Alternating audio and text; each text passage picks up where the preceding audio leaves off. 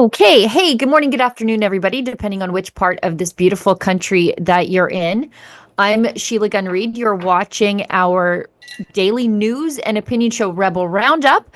And I'm joined today by my co-host and my real life best friend from beautiful Regina, Saskatchewan, Lise Merle. Lise, how's it going? Well, hello, beautifuls. I can't see myself. Am I on? Neither. Okay. Well, you can hear my voice. Well, it's another great day to be here on the Rebel Roundup, and we have a juicy show for you guys today.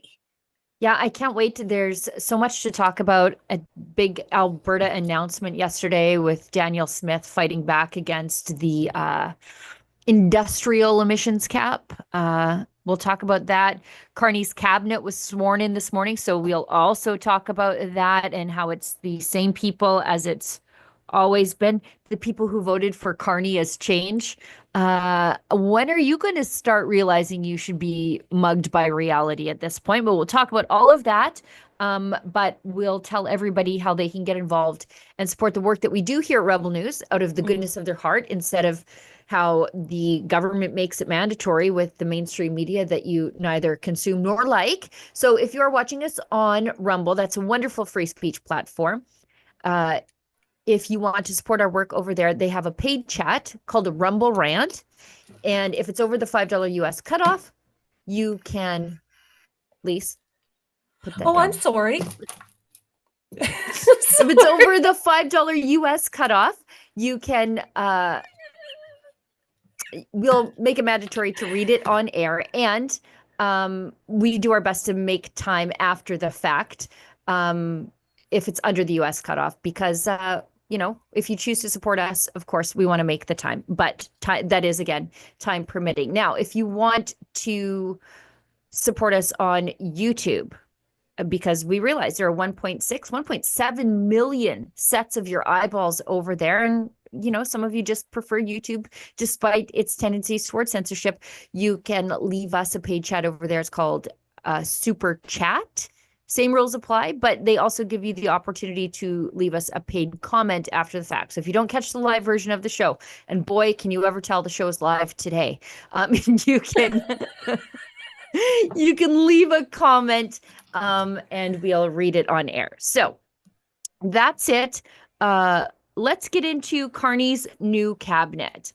24 new faces, they say, and the majority of those new faces are the same old faces because he created 10 secretaries of state positions for the newbies.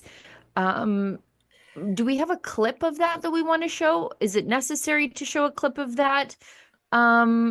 But some of them are just like, some of them are just like a big FU to the West. One of them, of course, is Stephanie McLean.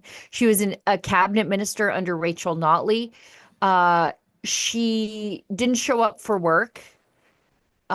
She wrote all of her leave of absence, sick day sort of things in advance.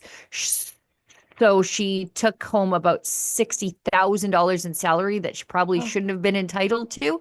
Then she cut out the middleman, of course, being Jagmeet Singh, and ran directly for the Liberals in BC and won, which is a big screw you to Alberta. And then, of course, Natalie Provost being appointed Secretary of State to Nature, which is an odd phrase to say out loud. Secretary of State to Nature, she's Carney's gun grabber from Poilievre. So she's the Secretary of State of Nature, while she has spent her entire lobbyist career going after actual conservationists, the people who keep our wildlife populations stable while simultaneously feeding their families. This sounds like another recipe for disaster. Yeah, and I like how they say that there's 24 new names, but they are all part of the same greasy, corrupt club. So they're bringing in a whole new slate of people that we get to investigate. And the more we investigate and the more we dig into their histories, the more corrupt and backwards they seem to be. Wayne Long, Mandy Gall Masty, Joelle Lightbound, Gregor Robertson. The more we dig into these people, the more drama we're gonna dig up on them. Anita Anand takes over for Foreign Affairs from Melanie Joly, who heads over to Industry. She's going to be the Minister of Industry. David McGuinty takes over on National Defense, replacing Bill Blair. David McGuinty's National Defense is a funny pick.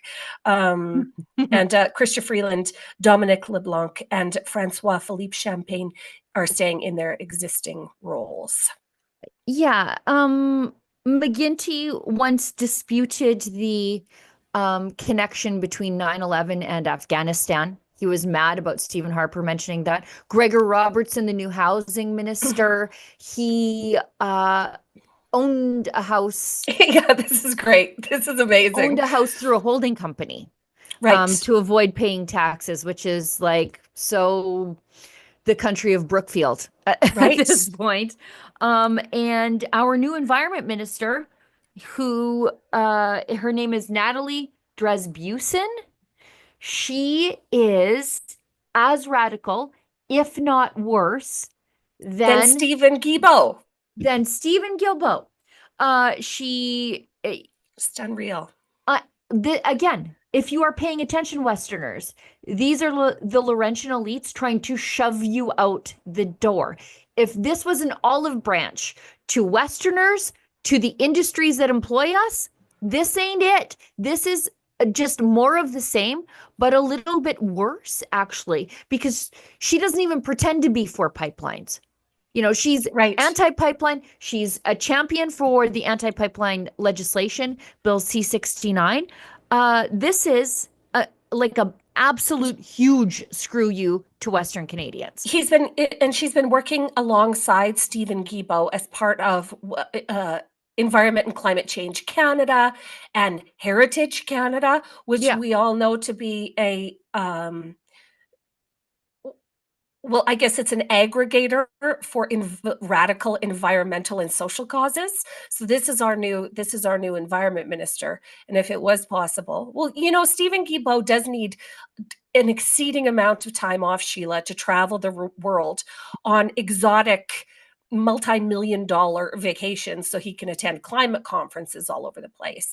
But this is an absolutely terrible pick. This does not bode well for the grievances that Western Canadians have been talking about for the last 10 years. This does not bode well. Yeah, and we've got it's all the same old faces. Anita Anand, Chrystia Freeland. There's our new Minister of Environment and Climate Change, Sean Fraser, who barely won his seat by the skin of his teeth after quitting to spend more time with his family and then deciding that they've had enough of him. He's back at her, and he's at Justice and Attorney General, which leads me to believe that he is going to be pushing the renewed Bill C-63, whatever they're going to call it this time. That's the Online Harms Act. He's a radical censorship type, and we're going to get more of that. Let's keep going through. Where did Freeland end up? By the way, she's transport. She's transport. The lady that doesn't own a car and who rides the bike to work is Minister of Transport. She's Minister of Transport and Internal Trade. Not only does she not own a car, tells us she rides a bike to work. Her bike riding companion is actually the new Environment Minister. Those two would have us believe that they're riding bikes in heels and mules. Like, okay. But yet, not only does she not own a car, when somebody lets her behind the wheel, she speeds to such an extent that she should have gotten her license taken away. But they're like, well, if you just get out of the province and promise to never drive here again, you're just going to get a humdinger of a ticket. But she's the Minister of Transport. By the way, she doesn't own a car, and she doesn't own a car for environmental reasons, but probably for public safety reasons, by the way. Do you think she's going to roll back the net zero car legislation by 2035? Absolutely not. Absolutely not. And far be it for me to point out that only the most privileged, entitled elitists are the people that ride their bikes to work. Like when you look at those bike lanes, it's not the blue collar workers that are, No. everybody else is stuck in traffic while these fools get to zip by on their little loser unicycles. Um, on the 15 block jaunt, friendly little jaunt to work. It is crazy. This is not how the real world works. And yet these people are like, you know what? I'm so entitled that I get to ride a bike to work. So do better. Do better, you blue collar losers. That's what they Bill think of us. Bill Blair is out of cabinet. Mm. Uh, Once again, I remain surprised that he's still alive. He's like the Joe Biden of the cabinet, just in his slippies, chilling out all the time while foreign interference just rains down on the country. A fun one for me was Evan Solomon is the minister for AI, like artificial intelligence. And I was like, well, at least now he has some. Like, That's the only way you can get it, Evan. Good for you, buddy. Good for yeah. you. And also, I see that Buckley Boulanger is in cabinet. Okay. Yeah, the What is liberal. he doing? Let's look. He's the liberal. I just noticed his name roll by. He's the liberal MP for Northern Saskatchewan. Yeah. So, but again, he's one of those guys that cut out the middleman of Jagmeet Singh because he did used to be an NDPer, That's and all.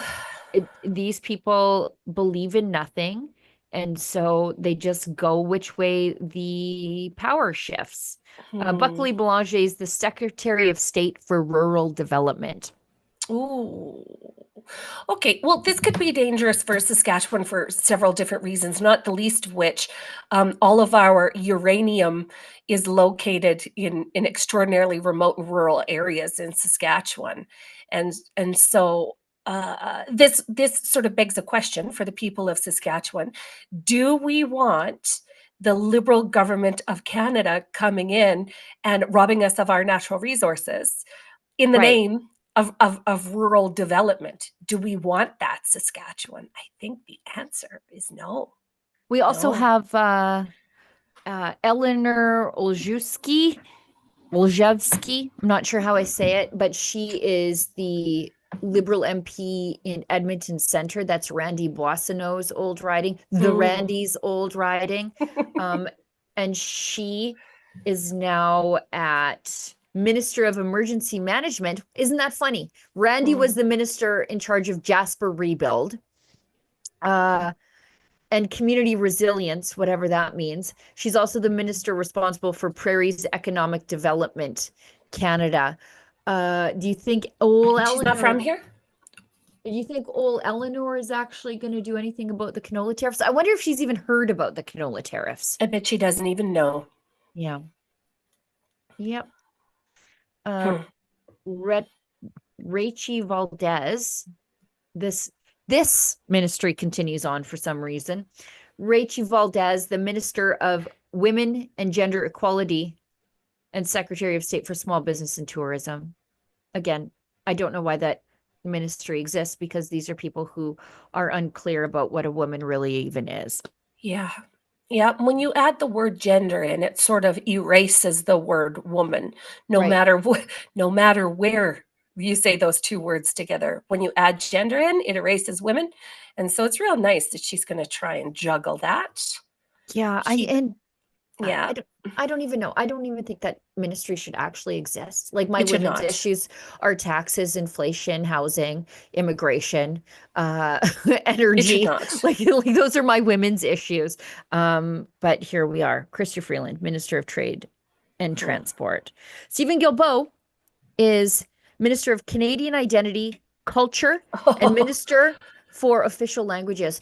I would dare someone to ask, and I'm sure a Rebel News reporter would ask. I want to ask him what he thinks Alberta's culture is. Yeah. Because is he the Minister of Canadian Culture or just Laurentian culture? Right. Right. Ottawa elitist culture. That's right. We should ask him to define that. What Yeah. what what is the definition of Western culture? Like what makes Western Canadians Canadian? And see what he has to say. I think his answer will be similar to Blanchette's, where he says, well, oil and gas isn't a culture. Actually, I feel like it is a little bit, but but if you've never been anywhere near a rig hand, you would think that oil and gas isn't a culture, but it is definitely It is. a, It's a vibe. It's a it's a whole vibe. vibe. It's a cultural demographic indeed. But besides that, we're so much more.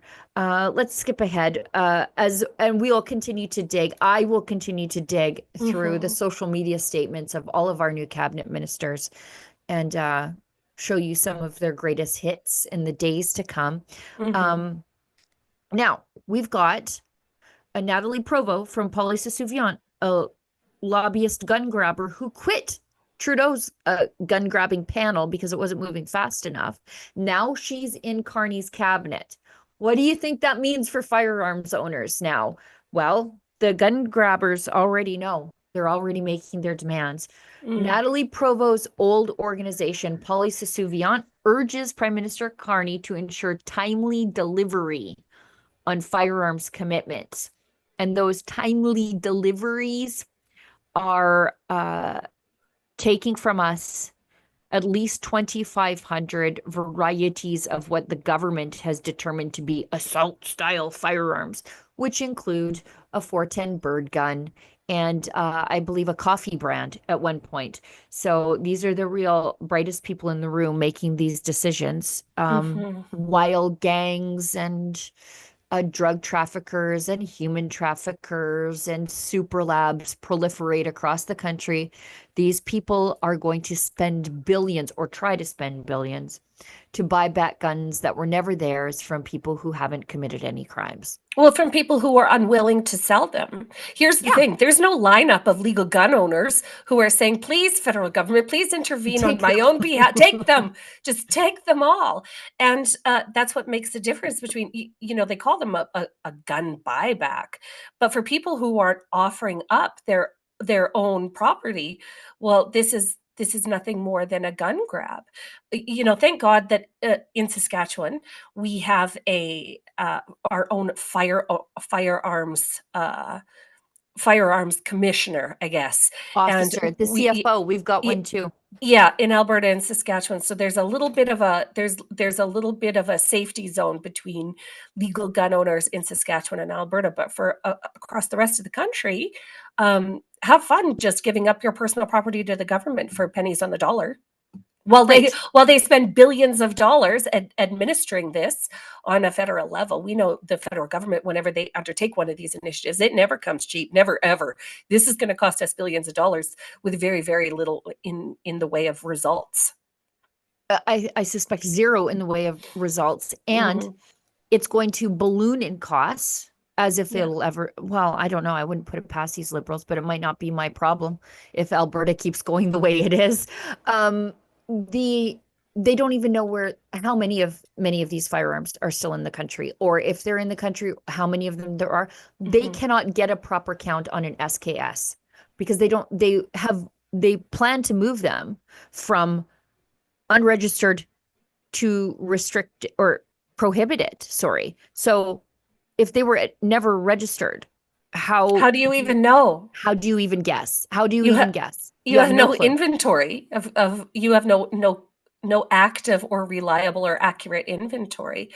They're just expecting legal gun owners to show up and hand over their property. That's what they're expecting to happen. And what's crazy is, this was all driven by the Equal Polytechnic shooting in 1989, Yeah. where it's obvious to anybody that knows how these things work. If any one of the men in that room was carrying a firearm, that would not have happened. I mean, the shooter would have been down fast. And so those 14 women that were killed in 1989 were killed because we had such prohibitive gun laws even then. And so Yeah. this is just crazy. Let us not forgive the men who left that room either. Well, maybe you want to forgive them, but I don't Let's not. forget that they Let's left not. the room. in a complete inversion of the rules that have moved society forward for millennia. That men are the best protectors of women. Women are the best protectors of children. The Right. men were ordered to leave that room, and And they they did. did. And they did. We've got some breaking news. Us keeping our promise to you. We said we would dig down in who and what was just appointed to cabinet. And wouldn't you know, we should be so very, very glad that our World Economic Forum Prime Minister has appointed a World Economic Forum young global leader as our brand new Justice Minister. How do you think this is going to shake out? This is Sean Fraser from 2022 saying that he appreciates the award from the World Economic Forum, that it has bestowed upon him, I should say. He's one of 109 young global leaders the forum has recognized this year and around the world who are under the age of 40.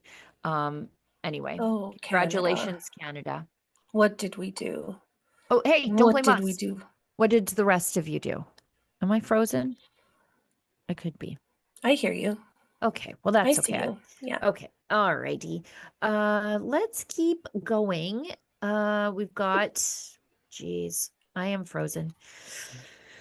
Oh, we're live, aren't we? Okay, the government. Okay, it looked on my side, I had been frozen. So, welcome to us figuring out life in a post-Skype world.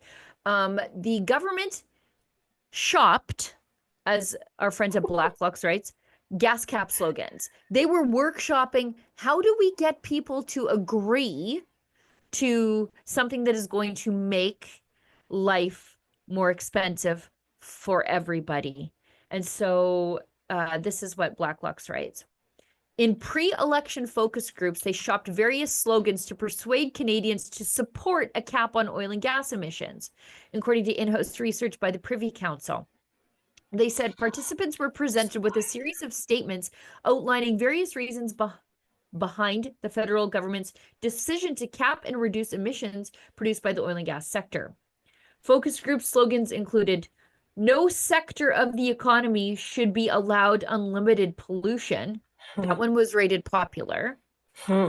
Almost all reacted positively to this statement. Another slogan stated, the world is increasingly moving away from fossil fuels. That was unpopular. Very few participants agreed with this statement. Good. Yes, thank you. A third slogan was the federal government is asking oil and gas companies that made record profits in recent years to reinvest some of that money in technology that will reduce pollution. That's a mouthful. That sounds expensive. Yeah. Many reacted positively to this, I would suggest, very communist statement, by the way. Yeah. By the way, these were liberal campaign slogans. Why is the Privy Council doing this research? Shouldn't that be apart from election campaigning when you're the government? Shouldn't that be apart from this? Are there rules prohibiting this kind of behavior, Sheila? Yes, but this is how they get around it, because this is how they also had Mark Carney advising the Prime Minister, but only doing it by advising the leader of the Liberal Party of Canada, and who also happened to be the Prime Minister. That's how he got around all those conflict rules, which has turned Canada into Brookfield Country LLC. They were workshopping their campaign slogans on the gas cap through the Privy Council. So Canadians were paying for partisan Liberal research that they would then use during the campaign to make sure that Ontario elected Mark Carney. So I guess thanks. I wonder how much that cost. Yeah. Still from our friends at Black Lux, the press feared an opposition win. Yeah, I bet they did. And you could tell it in their coverage of the campaign. The Manitoba Daily, that led the national campaign for a $595 million media bailout, that's the publisher of the Winnipeg Free Press, said uncertainty of the political landscape is impacting subsidized newspapers. They didn't identify any political party by name, but noted the loss of taxpayers' aid would hurt the business. Uh, and that's from free, I think it's FP, Canadian Newspapers Limited, wrote to their shareholders. The company received $2.8 million in taxpayers' payroll rebates last year compared to 1.8 million the previous year. Um, and you can tell you could have, I mean, that's why Ezra calls them the media party, because they're an actual political party, or at Yep. least a third party advertising group, Yeah. unregistered, that were actively lobbying against the conservatives in all of their coverage because the conservatives promised to defund the media. This is what funding the media does. You could literally see it in the lead up to the election by their coverage, at which degree they've been funded by the federal government. Because Yep. the more funding they received, the more vicious and aggressive in their attacks on the conservatives they were. And this is the predictable result of funding the government by the federal government. When your livelihood is on the line, of course you're going to hype the guy that's going to keep the gravy train rolling. Of course you are. When in reality, if there were any journalistic integrity, these companies would be refusing any federal funding, doing reporting like Rebel News likes to do, that's interesting and engaging and that our people love, and be able to hold truth to power. But as it stands right now, this is not the journalistic landscape we have in Canada. We have a really, really corrupt system working against us, especially as conservatives. Yeah, and if you were in the media, even if you weren't biased, and I think there are some out there that are sort of straight journalists still out there. Well, Brian so Pass, few and far between. so So few and far. few. Yeah. Yet they Brian do Passafume, exist. Brian Passafume with National Post, I think, is one. But even if you were like in the subsidized media, you should be concerned about the perception of bias. Sure. That's a thing that that's why nobody trusts the media.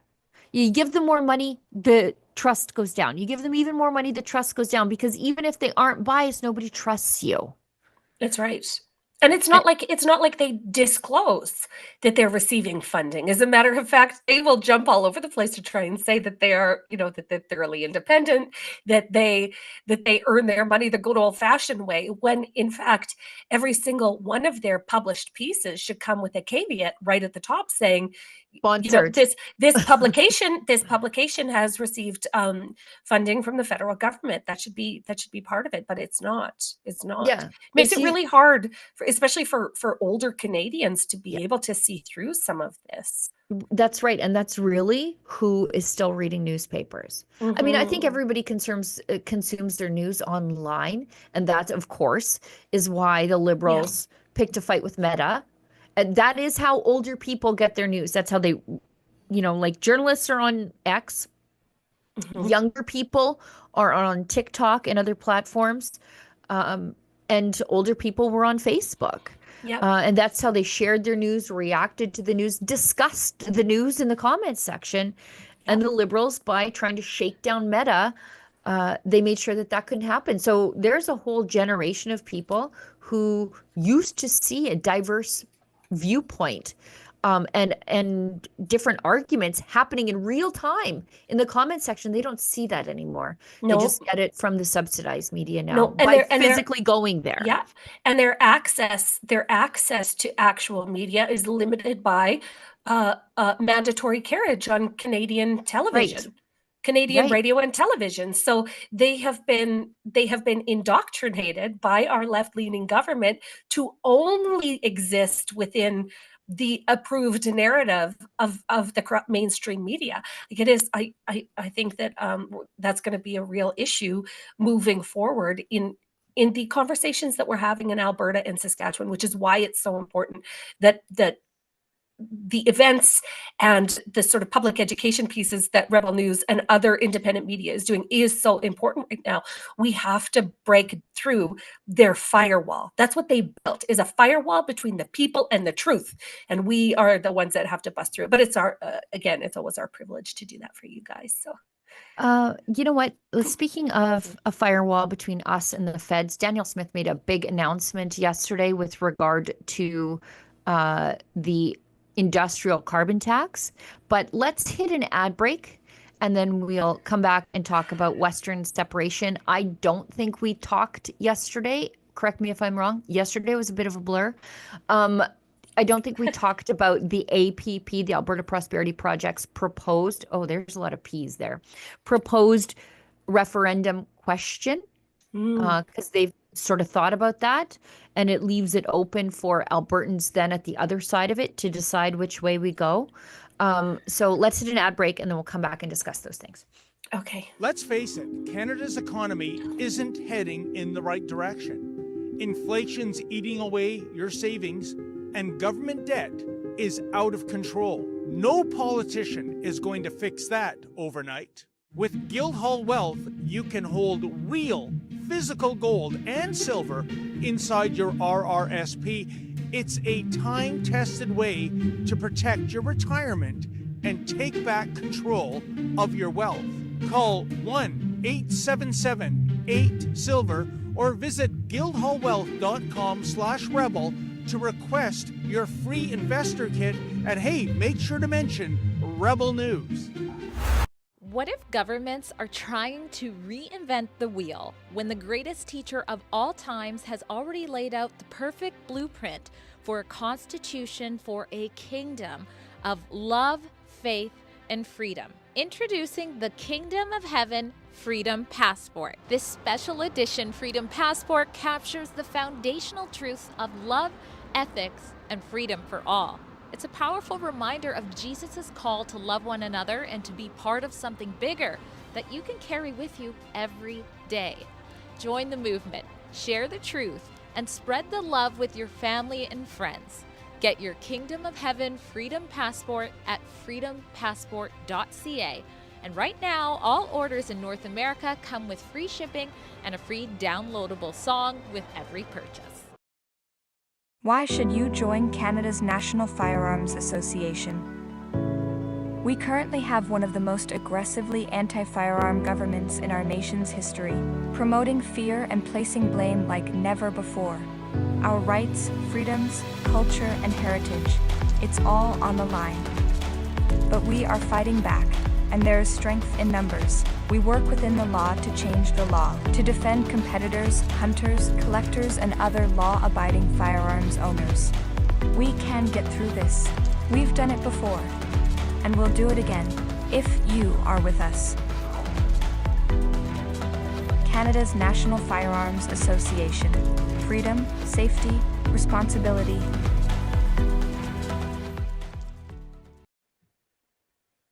Okie doke. Okie doke, we're back. So relieved. Okay, hi everyone. Hi. What a live show.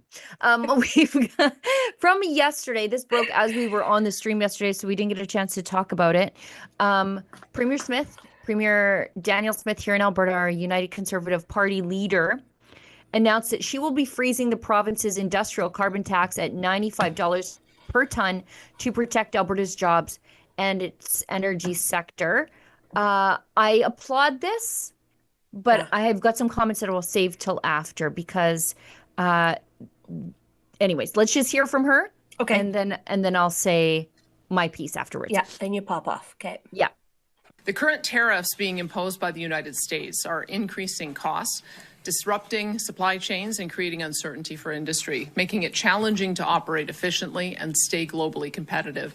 Our government is committed to supporting Alberta businesses and industry and doing everything we can to ensure they remain competitive across global markets. And we will continue to take action to make Alberta one of the most business-friendly jurisdictions in North America by removing burdensome red tape, eliminating unnecessary regulations, and keeping taxes low.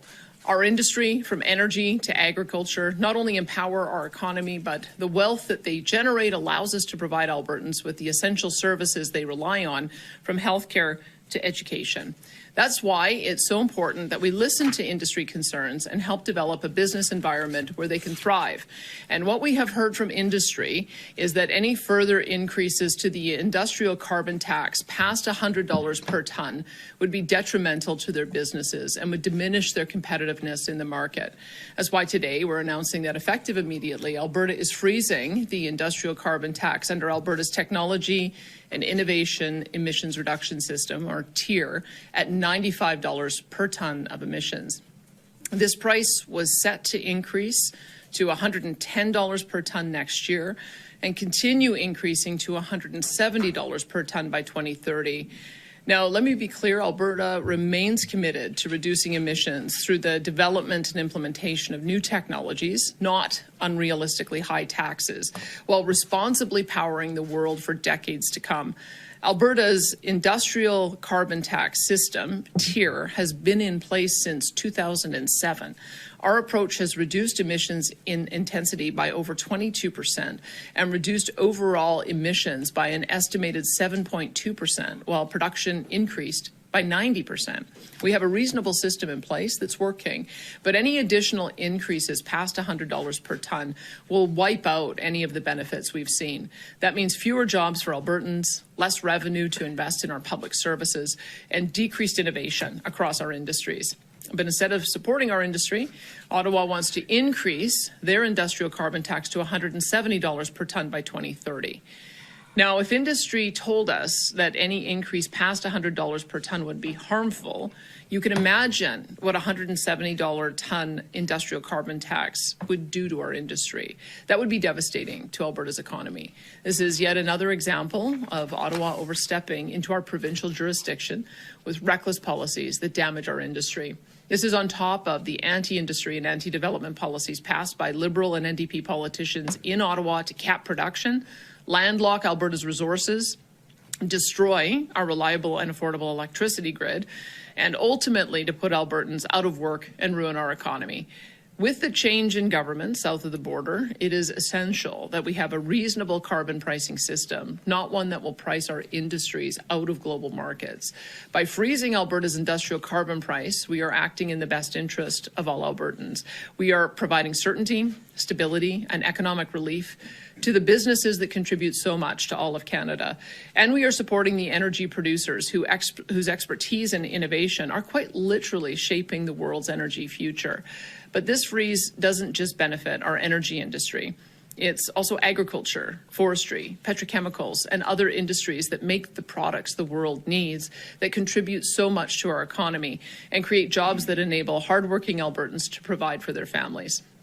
We will stand up for our province, support our industries, and protect Albertans' livelihoods. But make no mistake, our government will always do what is right for Alberta, no matter what Ottawa says.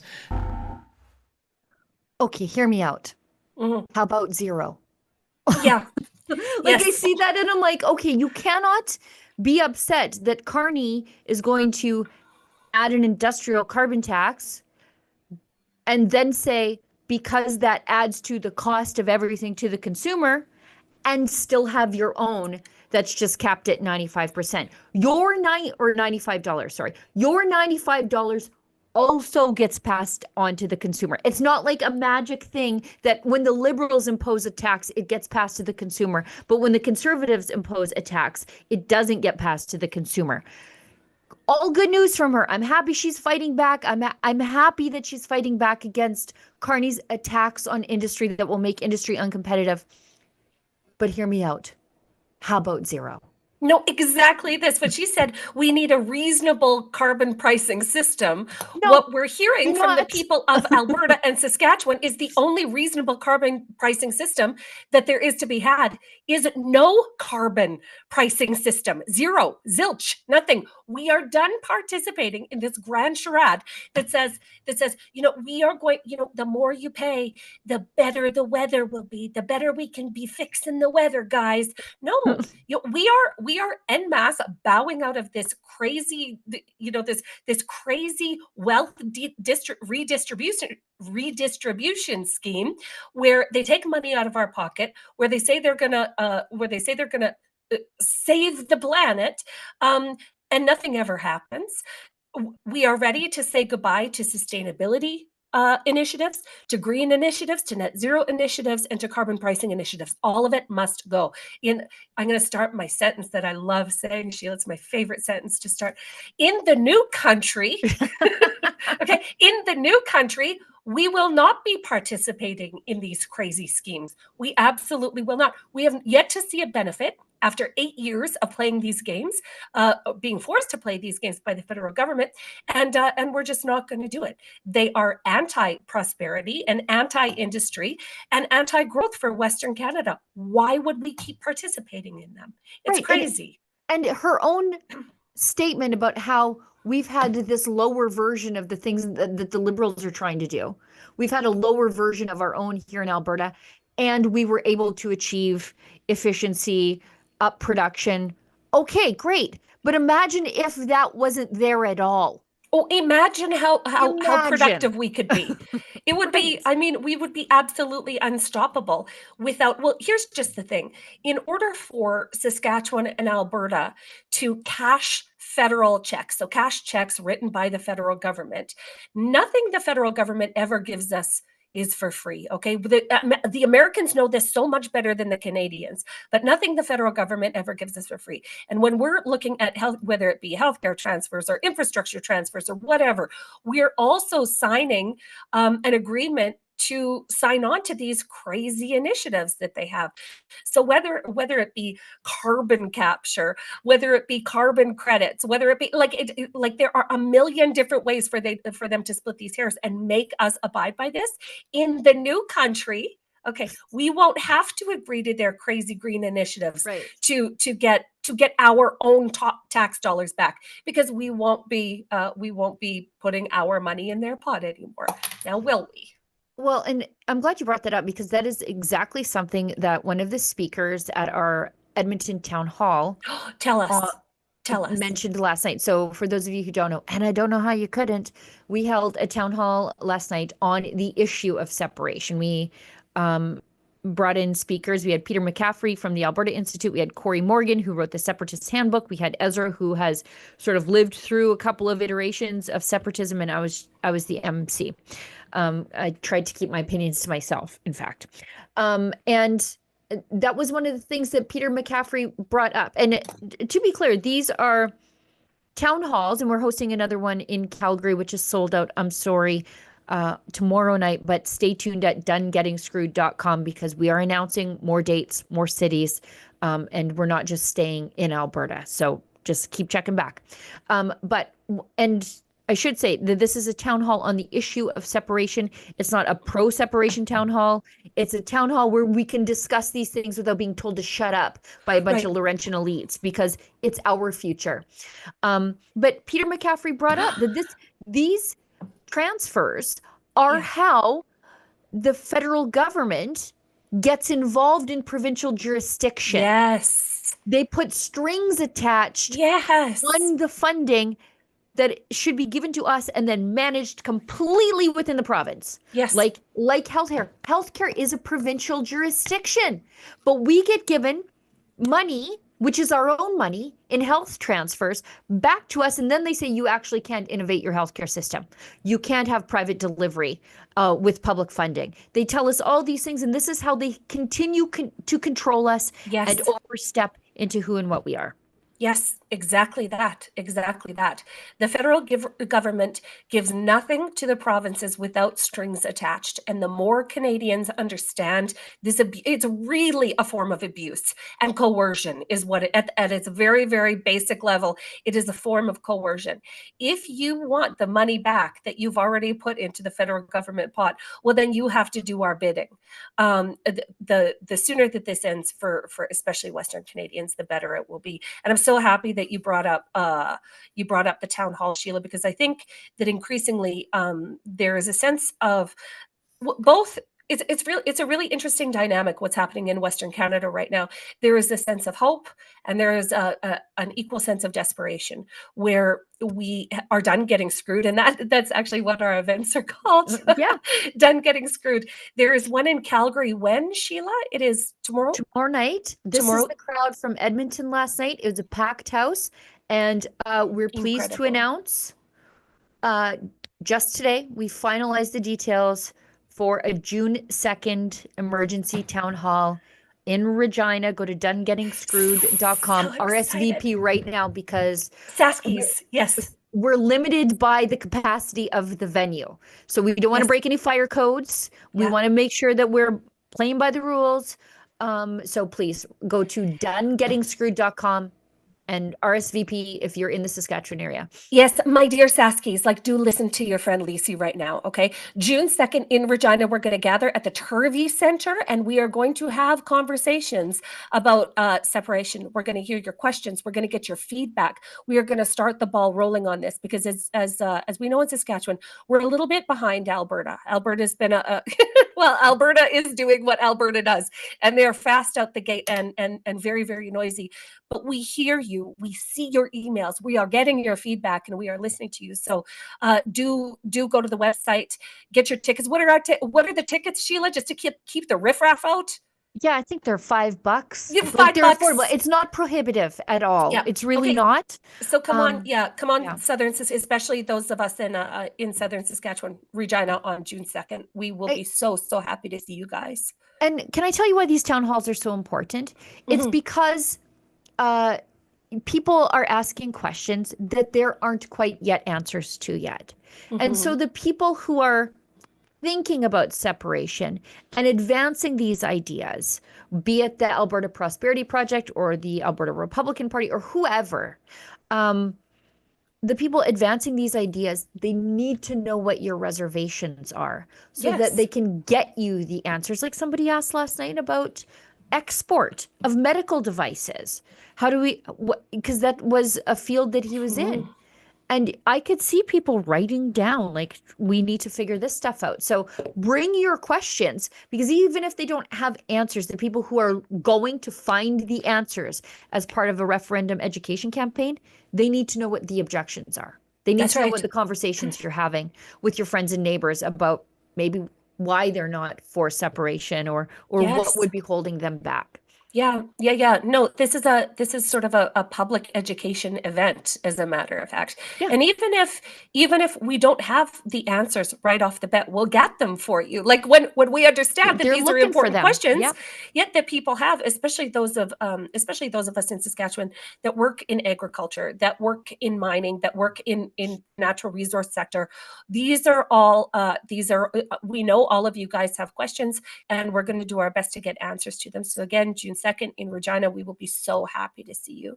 I can't wait. Me neither. It's going to be the best night of my life. I'm telling you already. I might wear a wedding dress just to prove it. All right. We've got another video from Daniel Smith being asked about the official citizen-led initiative on independence, which hasn't even started yet. Groups are out there just identifying supporters to make it easy when the clock starts ticking, to make sure that no time is wasted getting to the, I think it's 177-ish thousand signatures that they need to trigger the referendum. She's asked about this, so because the reporters keep asking her about this and she keeps giving the same answer. So let's listen one more time. Well, as I mentioned, there is a citizen-initiated process. Having people sign up on a website saying that they will ultimately sign a petition is one thing. Getting the physical signatures signed up is another. That's why we have to wait for the process to play out. We haven't yet passed the legislation, and so once the legislation passes, it'll be pretty clear what the timeframes are. I know that there are several groups out there that are proposing different timelines, different questions, and so I'll wait to see which one garners enough signatures and actually gets a petition campaign going before I would comment on that. But I've made my position clear. I support a sovereign Alberta within a united Canada, and it's my job to see if we can get a new deal with Ottawa so that I can convince more Albertans to feel the same. But whose job is it to determine whether or not a question being put to Albertans is constitutional or respects the Charter? Is it the government's job to say, we don't think that's a legal question? Is it Elections Alberta's job? Well, I think it was the Supreme Court's job, and so the Supreme Court in their Clarity Act gave some pretty clear ideas about what you needed to do. which prompts a negotiation if something like that was ever to be successful. So I think that this, the Clarity Act and the constitutional or the court discussion around it gives a pretty clear path. That wasn't just to apply to one province. So I think that it's no one's asking these questions in Quebec, even though they do have the Parti Québécois polling higher than anyone else, and they've just elected 24 separatist MPs. So I think that perhaps maybe talking to some of the scholars in Quebec, because they've obviously worked through that and they're much further ahead in the discussion than any other region. You know, I loved her answer when she's like, nobody asks these questions of the Parti Québécois. Nobody asks these questions of Quebecers at all. They've had 2 referendums, and it's part of their culture to be separatists. As Ezra said last night, it's part of the coolness of Quebec. The like sort of cultural charm of Quebec is that they're separatists. It really is. They have, you know, separatist musicians and separatist politicians, of course, on both levels, federal and provincial. They have separatist artists and separatist actors and separatist poets and separatist playwrights. But here in Alberta, it's like, if your neighbor says, well, I think maybe we're getting a raw deal around here, someone's like, oh, there's a radical. That's unconstitutional. You should see Carla Beck, the leader of the Saskatchewan NDP, just absolutely vibrating diagonal every time somebody brings it up. No, it is what's, I think the sentiment in Western Canada right now is what's good for the goose is good for the gander. And if Quebec can do it, well, then so may we. But I really love Danielle Smith's response too, in that she, you know, the question pretty much was, what are you going to do about these separatists? Like, if that journalist was being really honest with themselves, that would have been the question. Like, what are you going to be doing with these separatists? And Danielle Smith just very kindly and politely says, well, it's not my job to police this. It's not, you know what I mean? Like, this is the point of the legislation that lowers the bar for referendum eligibility. It is not her job, and nor should this be led by a political party. Right. This cannot be led. This is a citizen-led initiative. Oh, that's how this whole thing falls off the rails, is when political parties get involved and start talking about how the NDP form government. That's exactly right.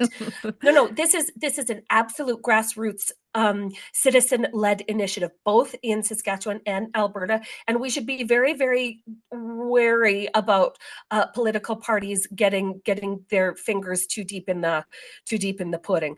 That'd be a fast way to derail everything. However, I do think that political parties, especially ones that have formed government, must be responsive to the thoughts and needs and the will of the people, and they should not shy away from also having these conversations with the citizens that they've been elected to represent. So I just saw some polling data the other day about the number of UCP supporters and voters that support separation. And I think it's about half. Yeah, I would say Sask Party in Saskatchewan would be about the same, if I had to guess. Yeah. I actually guess it's probably a lot more than what people would tell a pollster. Yes. Yeah, never forget that that's part of it. That this is it's sort of such a new and nebulous concept that people aren't ready to publicly be on one side, on the side of separation, I'll say. The people who are anti-separatists are out there loud and noisy, like Carla Beck, leader of the Saskatchewan NDP, such a loser, up on her elbows up soapbox. We will never be the 51st state. We will never separate. Separatists are bad, rah, rah. But there are a great many people who privately are feeling like this is an idea not only worth exploring, but worth really, really chasing in these coming months. I looked back the other day at my coverage of the Poilievre rallies, and that was the question I asked everybody, because, that was I think the thing on everybody's mind. It was the thing that Westerners were telling the rest of the country. Don't do this to us. We don't want this, and neither do you. But I guess they do want it. And like every single person that I talked to at the Poilievre rallies, both in Saskatoon and in Edmonton, every single one that I asked said, Now, some of them were energetic, but some of them were reluctant. Every single one said, if we get a Liberal government, yeah, we're out. Yep. And this was just a very small sampling of the larger public. However, when you got 100% agreement across the board at those events, and there were hundreds and hundreds of people who shared that exact same sentiment, those people can't be ignored. They can't, there's no way that any politician is going to be able to say, well, those people are fringe, what did they call us? Small minority of fringe actors or whatever it is. I can't even remember what they said, but they can't be written off. These are good, hardworking, prudent people from Alberta and Saskatchewan who have just said we are done getting screwed. And so, and frankly, many of them, up until April 28th at approximately 8 o'clock at night, were proud Canadians. Yeah. And then things changed. Yeah. And then things changed. So, and I think this current cabinet is going to potentially, probably by the end of the week, put those numbers up over 40%. Accelerate things. Yeah. You can't have that many far left activists in charge of the social structure of Canada and the economic structure of Canada, especially in the West, where we have very, very little in common with what's happening in Ottawa, and not expect there to be some reaction. I think the opinion of people in Western Canada is just that we've had enough, and what are we going to do about it now? Yeah, I mean, at the end of the day, I think we can all admit, whatever you see the future of this country or the West as, we can all admit that we are, by and large, West versus East, culturally incompatible with each other. We think differently. We care about different things. Yeah. And there has to be a different way forward than forcing a relationship on the both of us as it is. Yeah. Making us stay married. Yeah, making us stay married when it's obviously a toxic, abusive relationship by one on the other. We have yesterday, again, this broke while we were on air, a proposed question has come out of the Alberta Prosperity Project, and they are not a political party. They are a grassroots organization. They are one of those groups that is doing the data mining to identify supporters of separation going forward. Now, I don't know what the question will be if and when, and I think it's when we get to the point of having a referendum question. Yeah. But I will tell you, I do like this one because of the open-ended nature of the question. Because it doesn't say, will we join the United States, or there'll be a territory of free and sovereign country of its own. That's not what it says. Because I think that is a discussion for after the fact. First, we need to decide if we out. You know what I mean? So anyways, let's watch their question. I am very proud to announce that we have an official referendum question for the referendum petition campaign that we would like to introduce today. So gentlemen, if you could excuse me for a minute, and I'll try to do this without pulling down the signboard. That is the question that will be on the ballot for the Alberta referendum.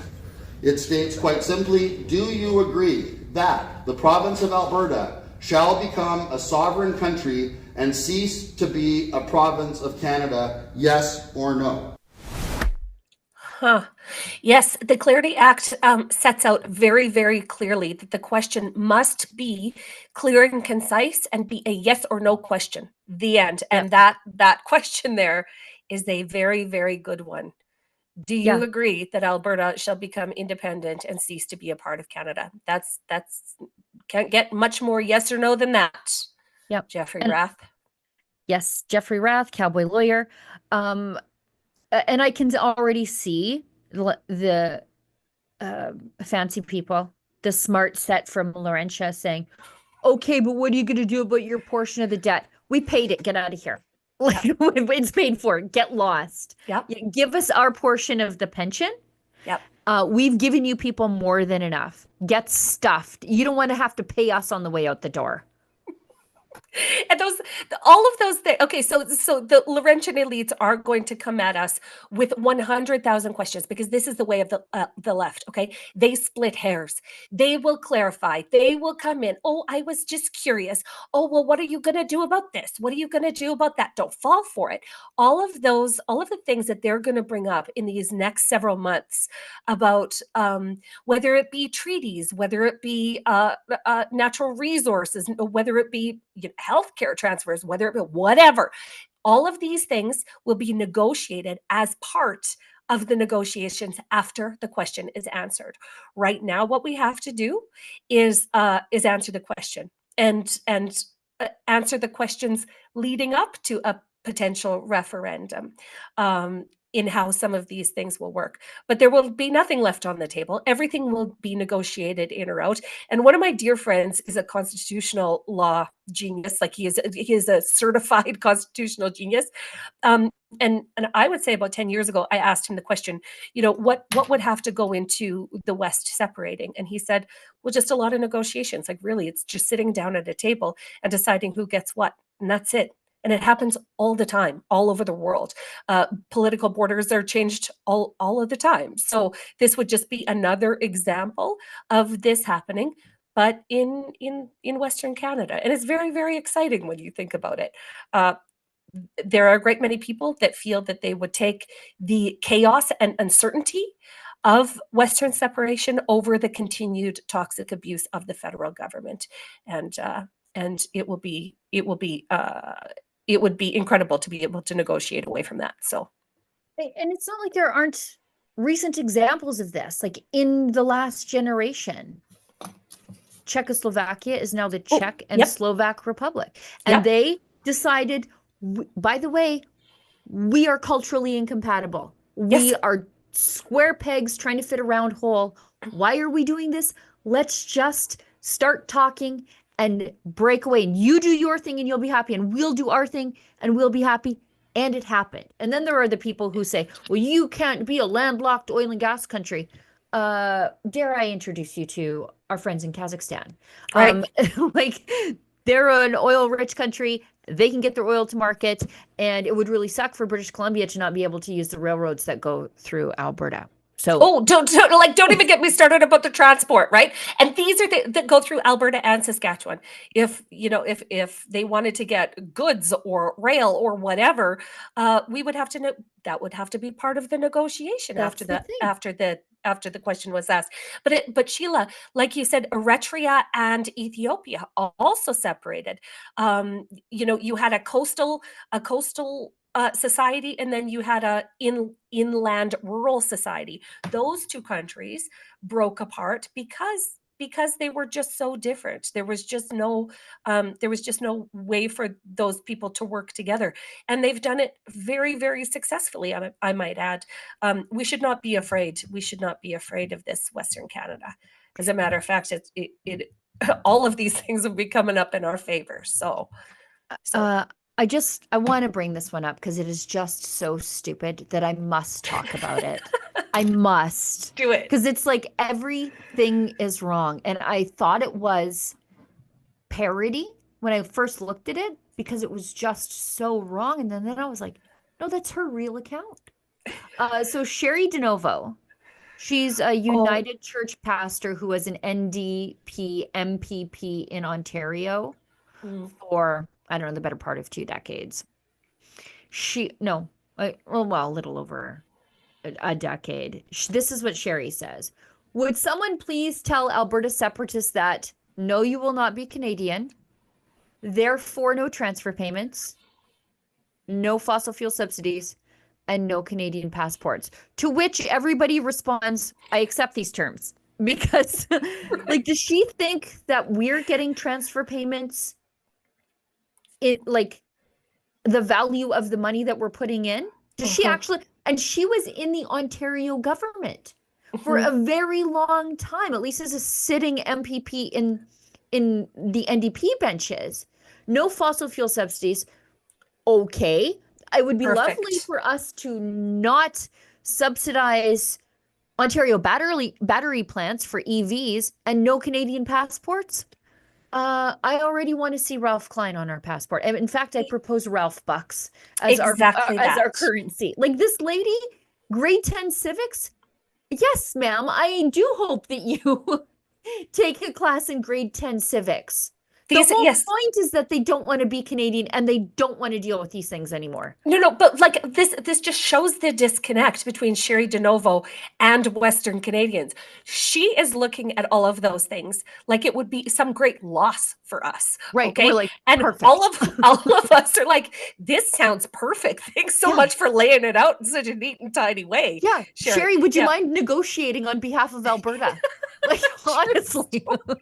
True story. There is nothing not to love there. Yeah. Honest, if I'm being completely honest, and I know I'm not alone. What do you mean? What do you mean? How inventing a new passport, which will be the most powerful passport in North America? Perfect. I think it'll be visually stunning and not woke like the new Canadian passport. I've never been so grateful. I lost my passport and had to renew it for 10 years before the woke one came in. And I was like, oh, I got one of the old good ones. Guess what's not going to be on our passports? None of the woke business on our money, on our currency, in our federal transfer payments. On our Ralph Bucks. No, it is just going to be good old-fashioned Western Canadian goodness. Yeah.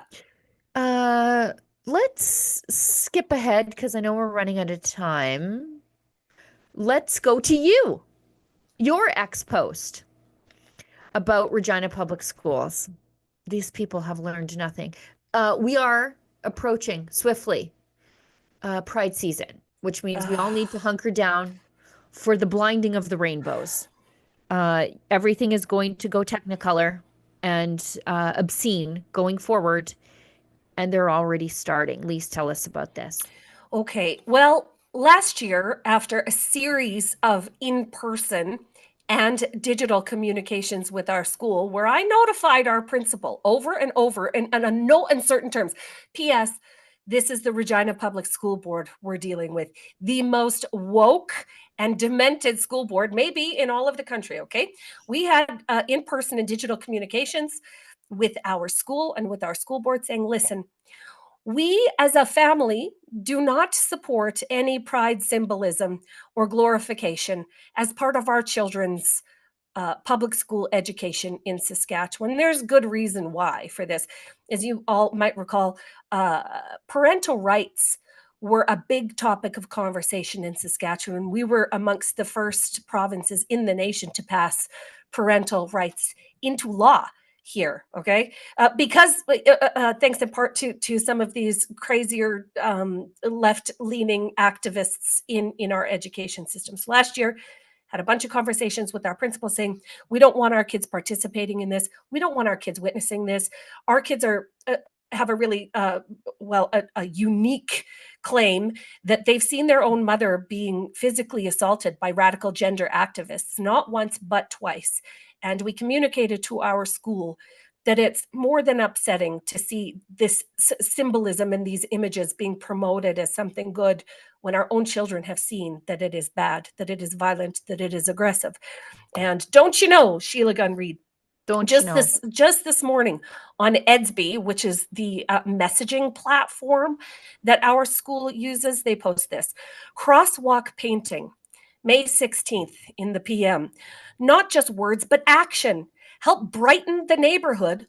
Excuse me, sorry, and show your support for equality. Join us in front of the school May 16th as we give Pride Crosswalk a refresh. Stop by anytime after 2 p.m. and make sure you are dressed ready to paint. Okay, so they're doubling down. So what they're doing is they're saying, Lise, it's fine that your kids are re-traumatized by seeing these symbols. But what we're going to do is we're going to put it on a 50-foot by 10-foot crosswalk in front of the school. The original crosswalk was painted in 2018. It is basically ground down to nothing just because of regular traffic.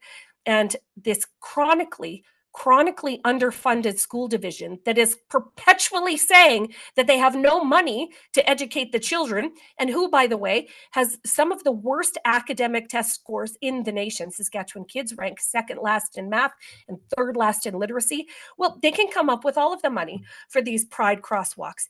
It is insane. I invite all of our followers, as I do every time I talk about Regina Public School Board, to visit firetheschoolboard.com to sign our petition to encourage our provincial government, headed up by Scott Moe, to fire this rogue board. And I think that I would just like to ask Scott Moe a question, like, why aren't you doing anything?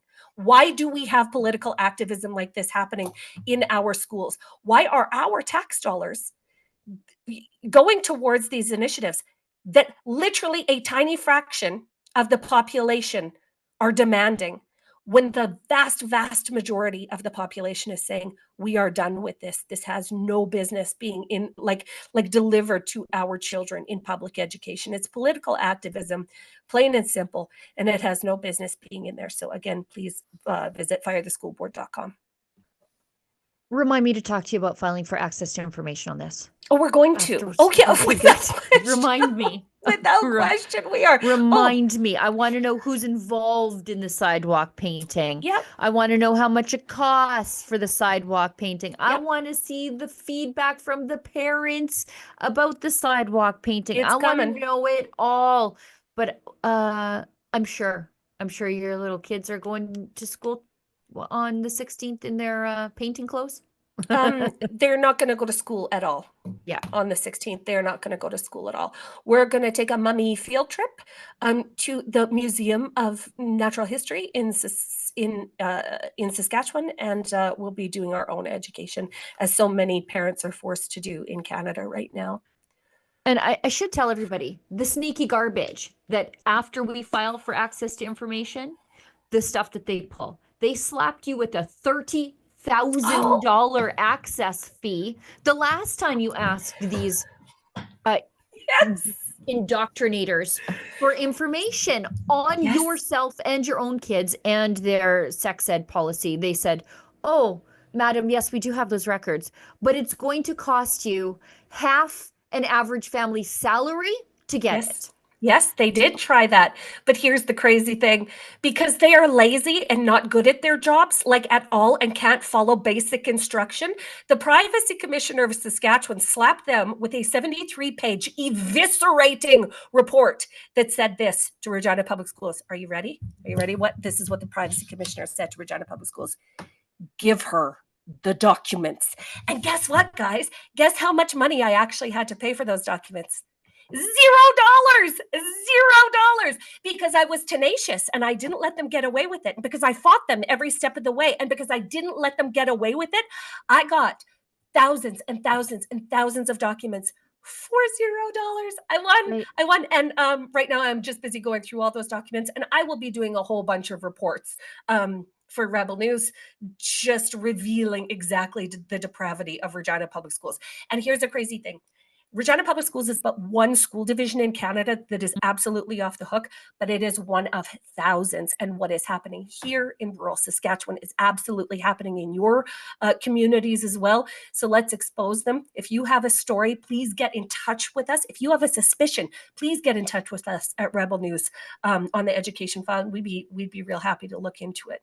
Yeah. Yep. They thought you would see that $30,000 bill and say, "Oh no, I'm not looking at that." But you had. I dug in. I dug in hard. Of your family, Rebel News, and all of our viewers and supporters cheering for you to keep going. So I'm glad that you did. Thank you, guys. Yeah, it worked. It worked. We won. Not only did we win, they got their hands spanked in public, and it was glorious. I'm still on a victory lap over that Privacy Commissioner report. Yeah, they got told in no uncertain terms to grow the hell up and give me the documents. And I'm glad. Yeah. We've got, I want to talk about two more stories, then I found the Daily Cringe. I can't wait. I did. I can't wait. Shocking to nobody. The heavily subsidized insect protein plant that was flush with a lot of taxpayer cash, Aspire Foods. They said they were first going to put the crickets in pet food with an end goal to putting it in people food, despite these massive cricket farms, if you can call a big white warehouse a farm, but they are disease vectors for other farmers, right? Like if the crickets get out, or if they have a release, these are like parasitic disease vectors for the other farmers who grow the things you actually want to eat. So Aspire Foods in London, it sounds like it's in receivership. 150,000 square foot cricket processing facility and the company was founded in 2013 by 5 McGill students who won the $1 million Hutz Prize for student entrepreneurship, granted by the Clinton Global Initiative to Solve World Hunger, is now in receivership. So I for one am shocked, absolutely shocked that forcing people to admit that insects are good to eat didn't work, that nobody fell for this. That is not even good enough for dogs.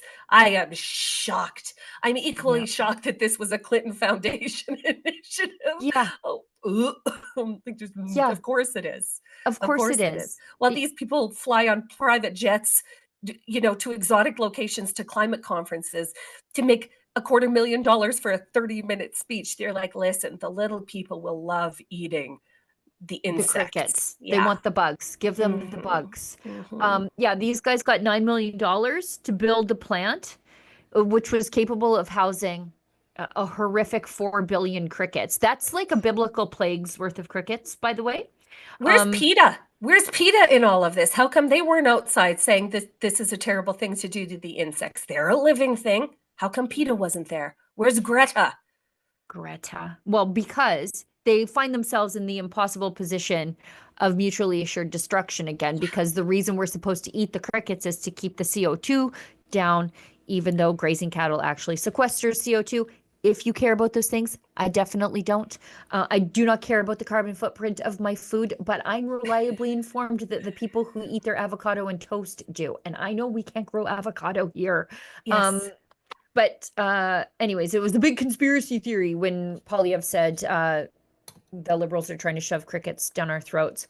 But they've been struggling basically since the very beginning, almost like it's a bad idea. Nobody wants to eat bugs. They laid off 130 of its 150 employees. So they were just bare bones skeleton crew. They had $41.5 million in debt from Farm Credit Canada, which is the farmers' bank that farmers who supported the convoy couldn't access financing from. Their loans were denied and they were never told why, if they were on the convoy supporters list. This is crazy. But who could have seen it coming? It's almost as though the visceral reaction you have to the idea of consuming insects is there to protect you from getting the diseases that eating insects will give you. It's almost like millions of years of human evolution has trained us to not do this because it's bad for us and that you'll end up sick or dying. So weird. It's weird. So weird. Who could have seen this coming except for us, Rebel News viewers? David Menzies, actually. He is the leading anti-cricket journalist in the entire country. and women's rights journalist. David wears many hats. He does. Our friends from the Danger Cats making trouble again. Oh, these guys are just the best. They're just the best. Halifax bar cancels comedy show because of content. A Halifax bar canceled an act booked for later this month after an intense and negative backlash from the public. I don't know how you book the Danger Cats and not know what they're all about, but apparently, like all the podcasts, all the TikToks, all their other shows, all the controversy surrounding them, and you still book them, knowing that they're going to sell out your venue. Yep. But then you bend to the cry bullies who've never seen them. Who wouldn't come anyway. Who would never step foot into your venue anyway. Yes. Yeah. The Oasis Bar had booked the Danger Cats comedy group from beautiful Alberta for May 23rd, but opponents described their material in many ways, including controversial, hateful, and bigoted. So here's what you do if you don't like the Danger Cats, whom I know personally. They're great. They're great boys, all of them. Yes. They're actually nice young men. You just don't go to their show. That's what you do. Right. You don't lobby to have it canceled. You just don't go and go watch your boring feminist spoken word beat poetry or whatever you people watch. That's what you do with your money. Yeah. Anyway. Yep. The website for Canadian Anti-Hate Network has posted claims in their podcast. Danger Cat members have claimed that a porn operation. Oh my goodness, I can't even read No, we this. can't. We can't. Remember, yeah. It almost sounds like they were saying it as a joke since they routinely have a Jewish comedian open for them. They're comedians. Here's the crazy thing. They say insanely funny things for a living, and they're supposed to be outrageous. It's supposed to be way over the line. This is what comedian. When we went to their show in Edmonton, Sheila, I mean, there were so many times it's like, but it was so funny. You're shocked that you laugh at it. You're shocked that you laugh at it. You're sort of shocked that you're hearing it because, like, these are jokes you probably heard 30, 40 years ago, and these guys are just saying them now. Oh, they are so viscerally funny. I mean, you do want to laugh, but you also don't want to laugh, but then you can't help yourself from laughing. Like, these guys are so cutting, so vicious, and so smart. You can't help but love them. So sorry, but the Oasis Bar, what is it called? Yeah, the Oasis Bar. You lost out on a sold out show that would have made you heaps of money. Heaps of money. Controversy. People want to come to look at the thing that people are telling them not to look at. Yeah. Yep. That's exactly it. And do you think these boring tone police are going to go to any comedy show? No, they're going to stay home and watch Netflix because Netflix puts the feminist comedians on TV that just talk about nothing. Like, it doesn't even remotely interest me. They'll stay home and watch Chelsea Handler. Yes. Right? Like, that's what they'll do. They don't watch blue collar comedy. And again, this is us being culturally incompatible with the rest of the country. And you know what's crazy is that venue owners and bar owners love Rebel News. Like, they tell us all the time that they love us. We hear from them all the time. Danger Cats would give you the night of your life. Okay, they will pack your venue. You'll make a ton of money if you're looking for a fiercely Canadian and cutting comedy group to come and visit your venue. Do get in touch with them because they are good boys. Yeah, they are very good boys. Yeah, and it's funny because they're being canceled by the same people who want to read sexually explicit books while wearing ladies' underpants to kids. To your children. Your children. Yeah. At the public library. Sorry, my dog's bumping my camera. That's the real thing. It's like, that's obscenity. That's exposing children to obscenity. These are adults who are willing to expose themselves to what the other side might call obscenity. But the people who are actively saying it's their constitutional right to expose your children to obscenity at the public library, and we're all supposed to pay for it while they're wearing glitter ladies' underpants, they're the ones that are tone policing everybody. That's exactly right. So let's help them out, guys. Danger Cats are our favorite comedic trio in Canada, and yeah, they got another cancellation. However, I actually did a piece on them with Ian Simone on their cancellation in British Columbia about be close to a year now. You can find it on our website, interviews with all three of them. And you can sort of hear it in their own words, because what you're seeing here is the people who have never seen them or have seen like social media clips of them, never actually talked to them about why they say the things that they do. I actually talked to them in a way that it's called Uncancelable, the Future of Comedy with the Danger Cats. And it's the trio there. And I talked to them about like, hey, they're like saying you're anti-Indigenous or what. And I put the hard questions to them and they answered them thoughtfully. And, but it is their right to offend. That's you don't have a right to not be offended. That's right. They have a right to say the things that they do. And you know how you protect yourself? You don't go to their shows if you don't agree with them. You don't consume their content. You don't buy their merch. You don't buy tickets. You don't tell your friends. But here's the thing. This has happened to these guys so many times that they turn every mountain into If they can, yes. Oh, they do. They take advantage of every single one of these cancellations. And so I guarantee that another venue is going to pop up that will be hospitable to their brand of comedy and seeing people happy and seeing people out and having a good time. And I look forward to the rebooked show in the better venue. Sheila, we should go to it. We should just drive there to Halifax. Well, they'll be back to our neck of the woods too. We'll see them when they're here. or that. Or that too. Or that, yeah. If you can get tickets to a Danger Cats show on the prairies where we don't believe in cancellation, their shows sell out fast. So if you are on the prairies and there's a Danger Cat show near you, and you're on the fence about whether or not you should go, just go see for yourself. That's my advice. Go see for yourself what everybody's mad about.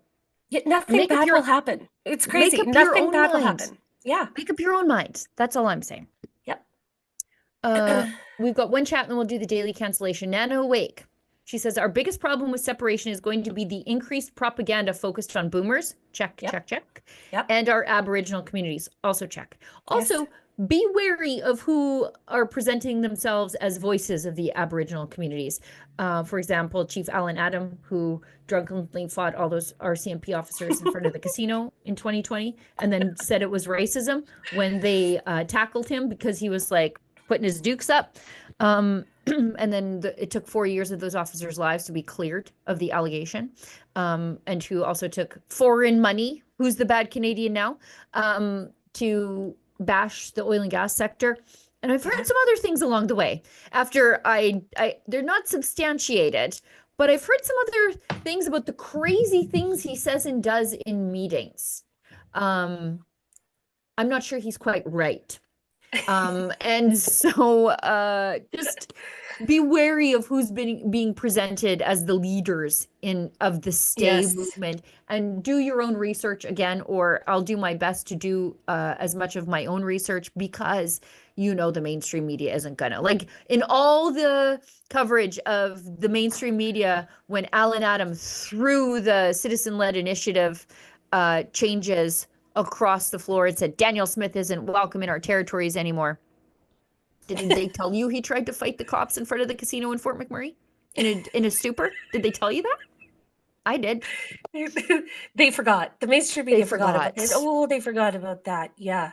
Yes.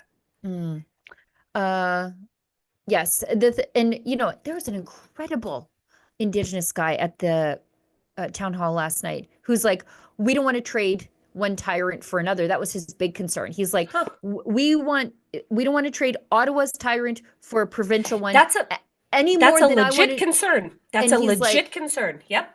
He's like, I'm tired of the tyrants telling us what to do, whether it's the chief and band council or a provincial government we don't agree with, Jason Kenney, and Rachel Notley, or the Carney Liberals. We have to make sure that if Alberta moves forward on our own, that there are fail-safes to make sure that we're just not trading another tyrant for the one we had.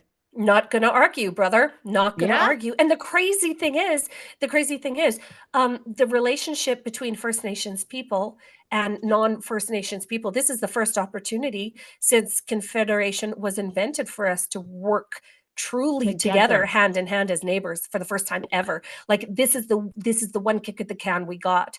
So we got to do it right. And that's a legit concern. That is an absolutely legitimate concern. I'm so happy that he was there and that you were able to hear him. Yeah. I mean, we don't need the Indian Act in between our relationship with each other. No, we don't. This is the daily cringe. Get ready. But at the same time, somebody's slightly getting what they had coming to them. So this is from Libs of TikTok.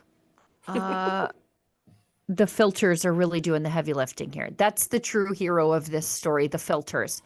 Trans person who got gender affirmation from wearing an Air Force uniform is now fleeing the United States after getting kicked out of the military thanks to President Trump. So let's watch before and let's watch after. And this looks AI generated. Like, what a mockery of femininity. Let's watch it.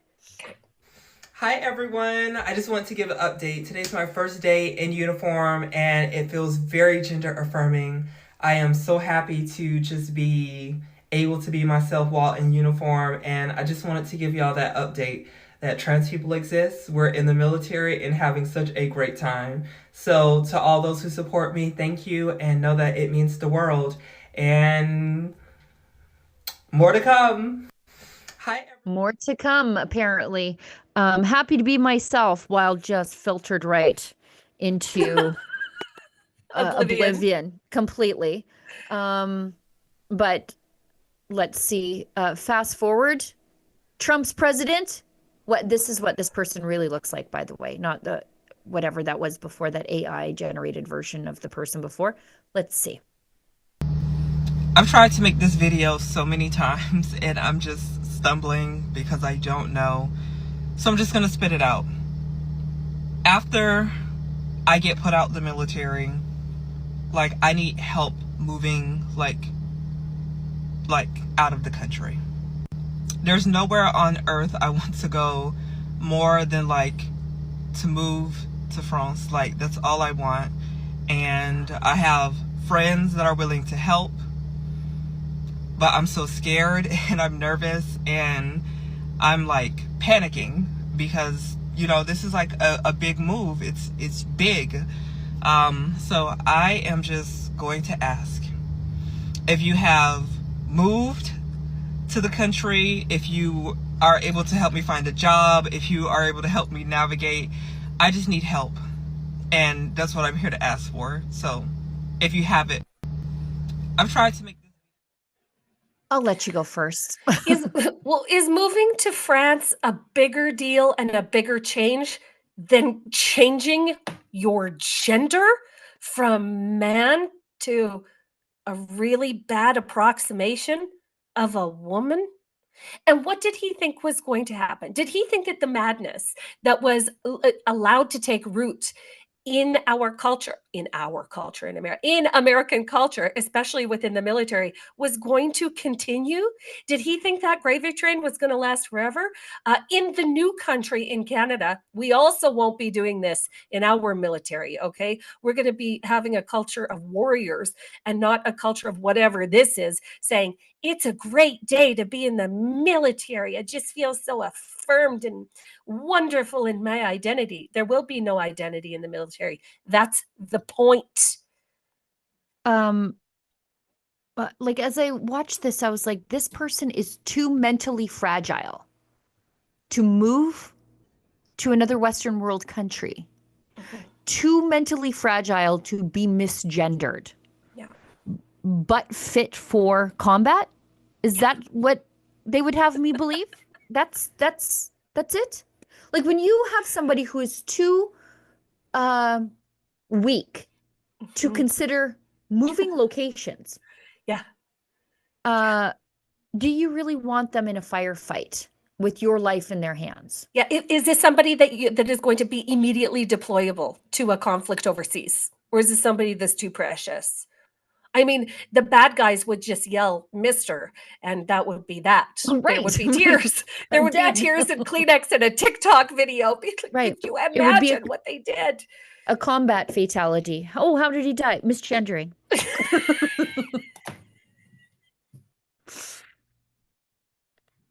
Honestly. It's accurate. It's so accurate. Oh goodness. Oh, and hey, good thing, Canada, we're still on this train. So this is awesome.